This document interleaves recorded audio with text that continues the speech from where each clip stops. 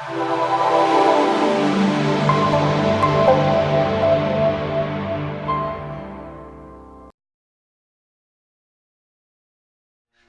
guys, Darren and Lisa here from Tiny Houses Australia again. We are in a little tiny house, so we have tracked down this one just recently.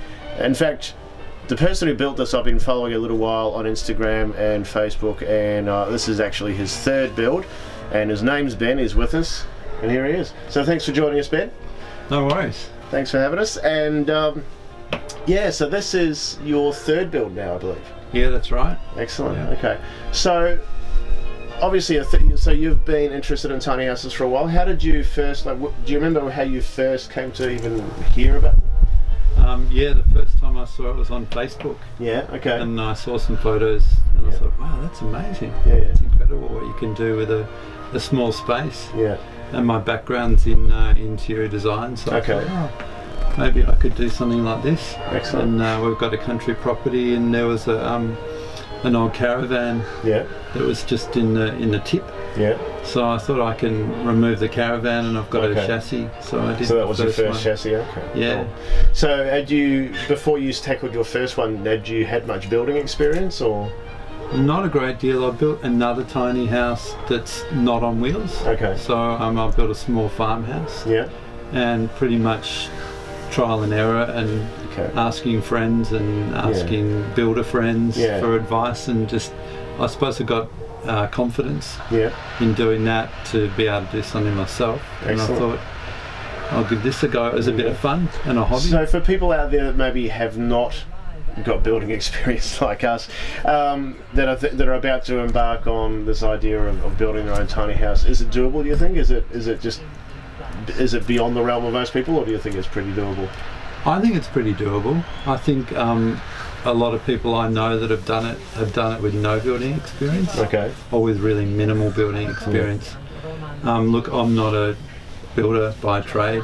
I mean, I'm handy. But I think you just learn as you go, and you just take your time, and you've got lots of references like YouTube and the internet and stuff. Right. So and it's a matter of knowing what you should be tackling yourself and what you maybe shouldn't, and where you need to ask for help, and I guess not being afraid to ask for help and saying, oh, hey guys, how do we do this, and network with the people in the community around you. So excellent. And I think there's some things where you need to get professional advice, like in terms of structural building, where there's safety issues, things like putting in a sink and doing some odd cladding and stuff. You can make mistakes and kind of get away with it, but some things you need to get it really right and properly done. Yeah, we were talking about sort of this whole issue about, at the moment in Australia, tiny houses are not subject to building codes or council permits because they're, if anything, they're a self-built caravan.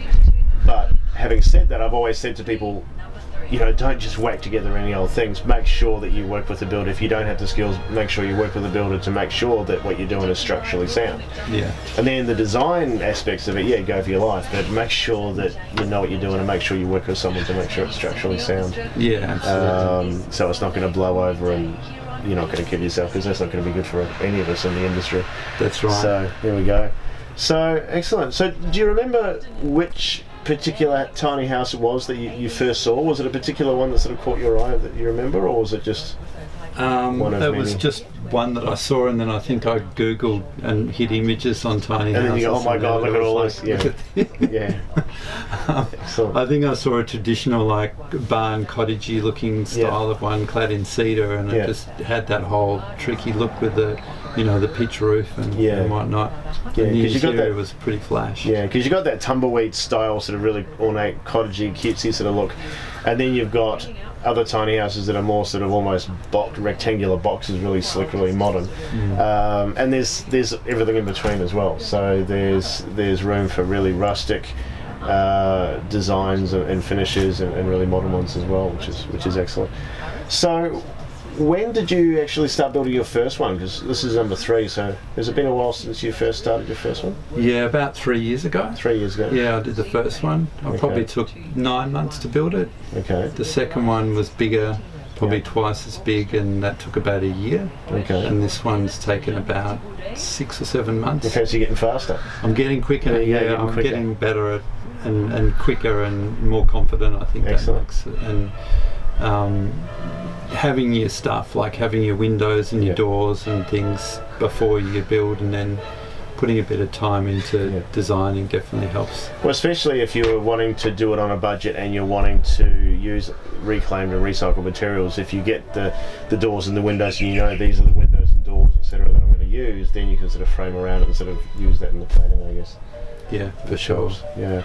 So another interesting thing we were talking about the other day on the phone is that this is now registered as a caravan, isn't it? Yeah. So was that a complicated, arduous sort of process, or?